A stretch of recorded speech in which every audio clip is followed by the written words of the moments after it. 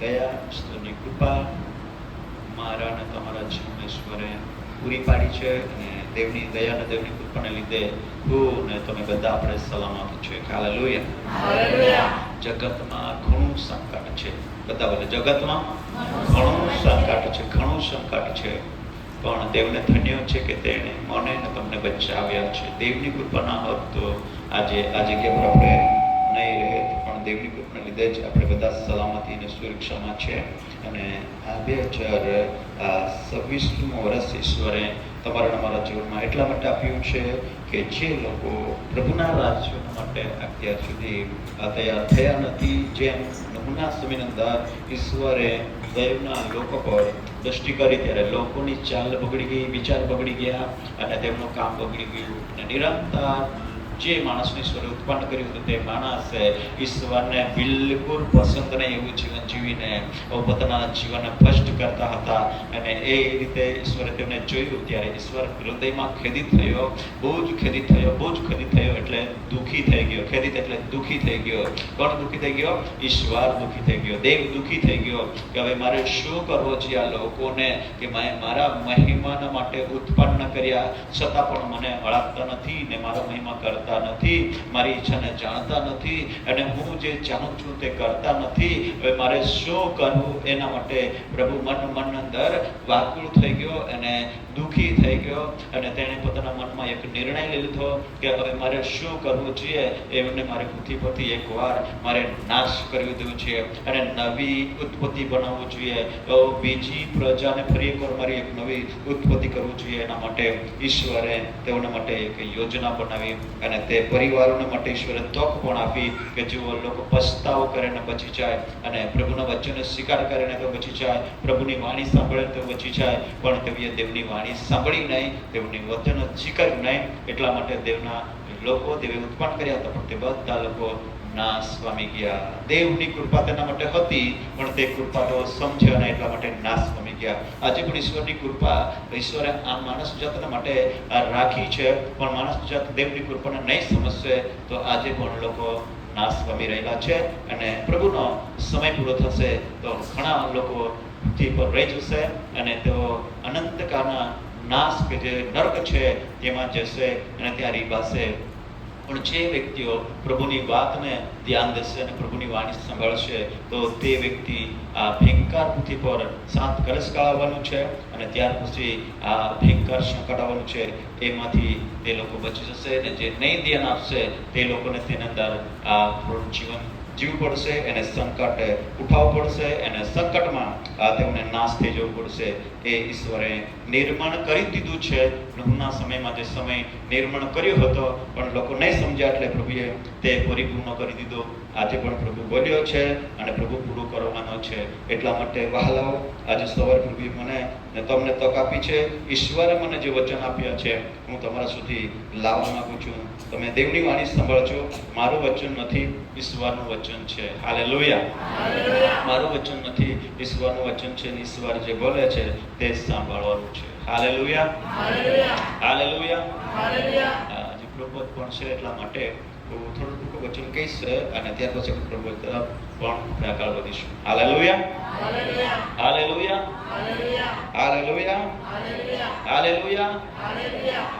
જો ભણવા માટે જાય છે તો 2 શિક્ષક રહીને 4 ધોરણવાળાને ભણાવે છે, 5 ધોરણવાળાને 3 ધોરણવાળાને ભણાવે છે. નહીં કે એક જ ધોરણમાં નહીં ભણાવતા, 2-3 ધોરણ ભણાવે છે. તો જેનો પિરિયડ પૂરું થાય તે લોકો શું કરે છે? જતા રહે ને. હા, તેનો પિરિયડ પૂરું થઈ ગયો એટલે તે લોકો જતા રહે છે. એટલે આપણો પિરિયડ પૂરો નથી થયો. એટલે ઘણાનો ગીત ગાવાનો પિરિયડ હોય તો જતા રહે છે, હે ને. ઘણાનો દાન નાખીને પછી પિરિયડ પૂરું થઈ જાય તે જતા રહે છે.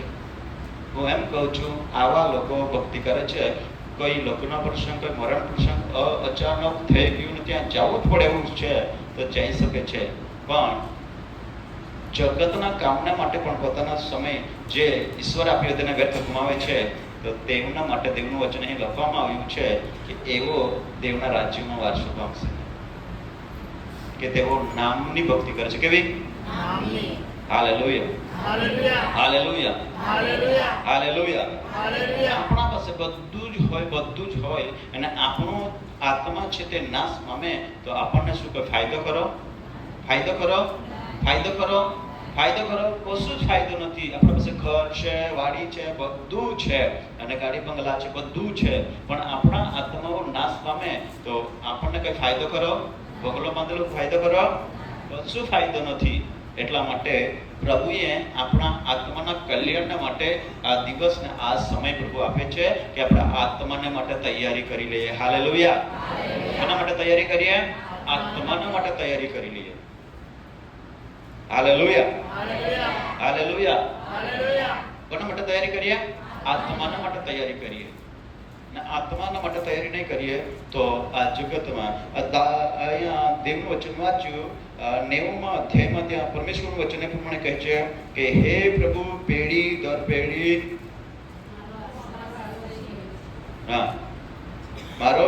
તું મારો આશ્રય થયો છે. અને પર્વતો ઉત્પન્ન થયા હતા અને તે પૃથ્વીની જગતને રચ્યા હતા તે પહેલા, એટલે અનંતિકાળથી તો અનંતિકાળ સુધી તું ઈશ્વર છે. હાલેલુયા. અને પર્વતો ઉત્પન્ન થયા હતા તેના પહેલા બી દેવ હતો અને અનંતિકાળથી તો અનંતકાળ સુધી એકલો દેવ સ્વામી યહોવા પરમેશ્વર છે. હાલેલુયા. એકલો જ પ્રભુ છે. અને એટલા માટે જ પ્રભુએ પણ કહ્યું કે ખરેખર આકાશ અને પૃથ્વીનો સગળો અધિકાર મને અપાયો છે. હાલેલુયા.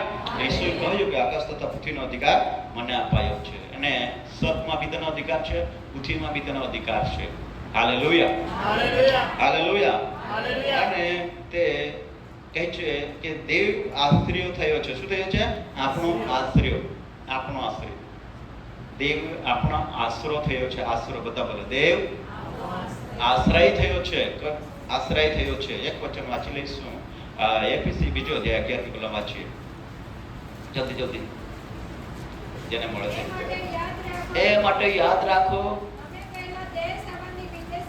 વિદેશી હતા, સુન્નત વાળા હતા, બે સુન્નતી હતા. તે સમયે ખ્રિસ્ત હોય, દેવ વગરના, દેવના વચનથી આપણે પારકા હતા, આશા વગરના હતા, દેવ વગરના એવા હતા. હવે થોડા મિનિટ આપણે વિચાર કરીશું. હમણાંના બાળકો છે તેઓને બધું નહીં સમજ પડશે, પણ જેઓ માતા પિતાઓ છે, વડીલો છે, તેમને સમજ પડશે. ખબર જ્યારે આપણે દેવ વગરના હતા, આશા વગરના હતા, પારકા જગતમાં હતા, એને તે સમયે આપણી પરિસ્થિતિ કેવી હતી, કેવા પ્રકારના જીવનમાં હતા, કઈ પ્રકારના સંકટમાં હતા, કઈ પ્રકારની મુશ્કેલીમાં હતા, કઈ પ્રકારના સમસ્યાથી ઘેરાયેલા હતા. થોડુંક તેના સંબંધે આપણે મનન કરીએ, વિચાર કરીએ તેના સંબંધમાં કે આપણે દેહમાં નહીં હતા, આપણે વિશ્વાસ નહીં કરીએ, આપણા પ્રભુથી દૂર હતા, પ્રભુથી બહુ દૂર હતા, અને જગત में आते पारका जगत में आते आशा वगैरह आते અને દેવ વગર ના તો હવે આપે પરિસ્થિતિ કહોડી હતી.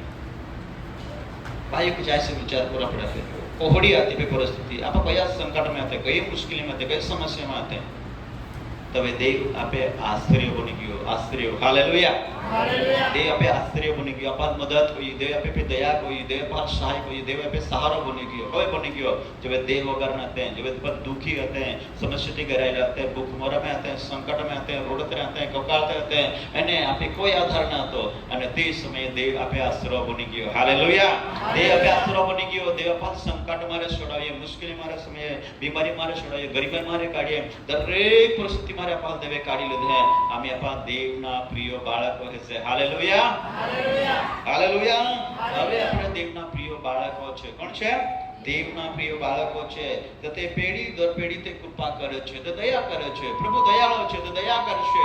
તો ઘણા લોકો તો દેવ દયા કરશે એટલા માટે, દેવ દયા કરશે એટલા માટે, દેવની દયા છે એટલા માટે માણસ તે સમયને સમજતું નથી. દેવ દયાળુ છે એટલા માટે. પહેલા સમયની અંદર જ્યારે અમે પણ કોઈક બીજે જગ્યાએ જતા હતા અને ત્યાં એવું કરતા હતા કે એક દિવસ ભરવાનો હતો, અઠવાડિયામાં એક દિવસ ભરવાનો હતો, અને તે એક દિવસ ભરી દે એટલે ઘરના એક માણસ જાય આવે એટલે એમ સમજતા હતા કે મેં આખા અઠવાડિયે બધા સલામતી હોય, બધા એક જણ જાય એટલે બધું પતી ગયું એમ વિચારતા હતા. અને તે દિવસ ભરવા જતા હતા. અને તે દિવસ નહીં ભરે ને તો તે માણસને છે ને એક દિવસ તેના માટે ઠરાવેલો તો ચૂકી જાય ને તો તેના આખા અઠવાડિયું ઘરમાં શાંતિ ન રહે. શાંતિથી નહીં રહેવાથી દુષ્ટ આત્મા શા માટે એવું કરે? તેના દિવસ નહીં પાડે એટલા માટે. તેનો જો ઠરાવેલો સમય ત્યાં હાજરી નહીં આપે એના માટે એવી રીતે સજા કરતો હતો દુષ્ટ આત્મા.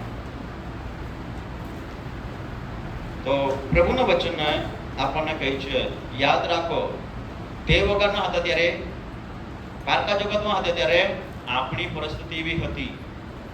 તે વગરના હતા ત્યારે આશા વગરની હતી. કોઈ આશા નહીં હતી જીવવા માટે. મારા જીવનમાં એ સમય હતો, મારા જીવવાની કોઈ આશા નહીં હતી. ને એટલા દિવસો પ્રભુમાં ન રહેતે તો રહેતે જ નહીં. પણ દેવને ધન્યો છે કે દેવે મારા પર પેઢી દર પેઢી પ્રેમાળ અને કૃપાળ દેવ મારા પર પ્રેમ કર્યો છે. Hallelujah, hallelujah. તમારા પર કૃપા કરી છે. तुम्हें पे दया गई है, देवे बचावी है, देवे सोडावी है, हाँ देवे सोडावी है. हालेलुया. तो અત્યારે એ દેવનો વચન આપવા લાગે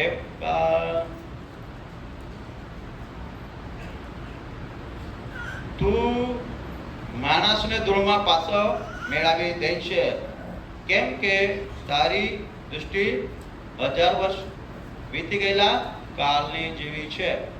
હાલેલુયા, હાલેલુયા. કાઈ કોઈ માણસને પ્રભુ માણસને ધૂળમાં મેળવી દે. દેવની દૃષ્ટિ વહાં पे है અને દેવ ચાલ ધૂળમાં મેળવી દે.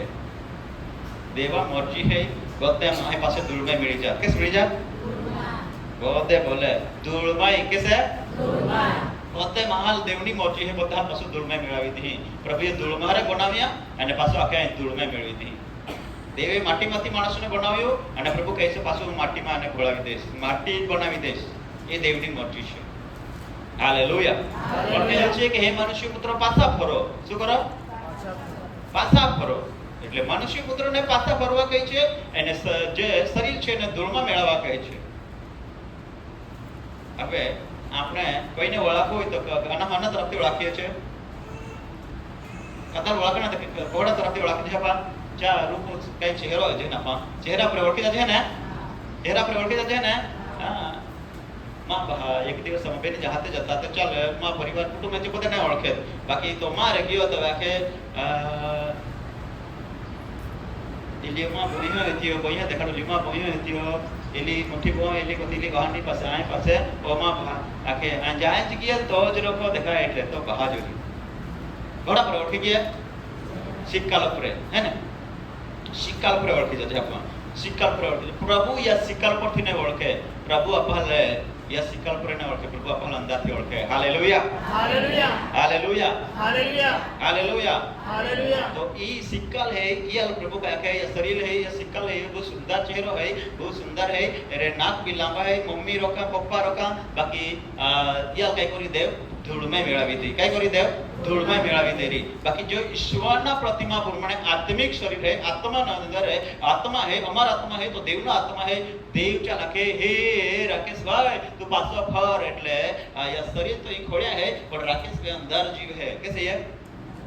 अंदर है, अंदर ચાલ આખે તો પાછો ફીરીએ. ચાલ આખે પાછો ફીરીએ. તા મુસાફરી હીરે પૂરી આમે 70 વર્ષ પૂર્ણ કરણે 80 વર્ષની મુસાફરી લીતા પૂરી. જલ્દી પાછો ફીર. એટલે પાછો ફીરા આખે એટલે હીરે કાઈ નીકળી જાય? આત્મા નીકળી જાય. કઈ નીકળી જાય? આત્મા. રાકેશ ભાઈ નાખે તો પાછો ફીરીએ. તા મુસાફરી પાસ यहाँ के देव तो ચાલ હાદી લે દેવ કાઈ કો હોય હાદી લે સ્વર્ગ में ले के ले जाए. हां पण आमी देवे स्वरात थोरावी नहीं देवे हाँ की तो हमी गप्पा आया थी नातमा थी नाइस वन में तो ती महादेवा को नाइस है. Hallelujah, hallelujah. देवनी इच्छा ने नहीं समझे तो ते मानस देवनी कृपा तो पेढ़ी दर पेढ़ी છે જ. પણ જે માણસ દેવની કૃપાને નહીં સમજશે તો દેવ કહે છે પાછા ફરીને મારા તાપ જેમ કહે છે. પણ તેઓ પૃથ્વી પર દેવની ઈચ્છામાં નથી જીવ્યો ને તો દેવની હજુરમાં નહીં જશે પણ ક્યાં જશે? નરકમાં જશે. ક્યાં જશે? નરકમાં જશે. એટલા માટે આ દેવનું વચન અદ્ભુત વચન આપણને મળ્યું છે. આપણે કોઈનો નાશ ન થાય એ ઈશ્વર પિતાની મરજી છે.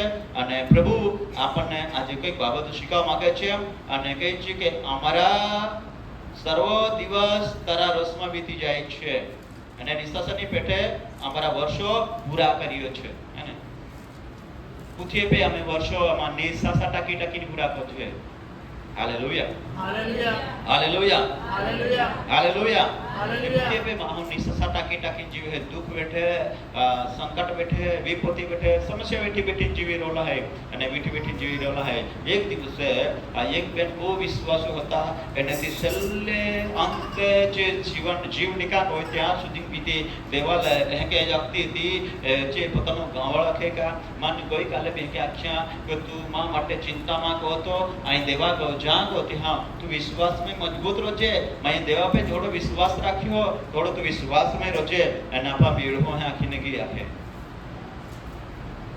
પોતાના પતિ આખે માને હે આખીને ગઈ મરતા સુધી પાછી આખે ખરેખર માં જીવને દુઃખ સંકટ ના તે આપે દેવા ફરે આ સુખ સ્વીકાર ના કા દુઃખ બી સ્વીકારવા પડે આખે તો દુઃખ બી સ્વીકાર હો કાકા આયુબે બી પોતાના જીવને દુઃખ સ્વીકારતા પણ દેવાલ શ્રાપ ના દેના આખે દેવાલ દસુ ના દેના આખે એટલે દેવ આપે कहा पाल ने हारा कोई है ना अकना देवा मर्जी रीते हारी જાય અને દેવા હાથી લેના રીતે જાતી રહે અને દેવે લોલો વિશ્વાસ હતો જે પેનેલ અને તે સિવાય મોઈગી તે દિવસે વિધિ કરવામાં હતી અને તે સમયે માને તે પ્રભુ ચા પોતાના પતિ મને કે આખ્યા તો આજે ત્યાં ધન્ય ચાલ બે આખ્યા કા આવે તો પત્ની ઓલી વિશ્વાસ है કે જે जिंदगी ना दिवस है 72 ને 52 करने 80 વર્ષનો જિંદગી है ये जिंदगी में तो पत्नी मरते સુધી થોડા દોડ વિશ્વાસ में પ્રભુને વળગી રહી અને છેલ્લા થવા સુધી પ્રભુમાં રહી એટલા માટે તે સ્વર્ગમાં છે હાલેલુયા હાલેલુયા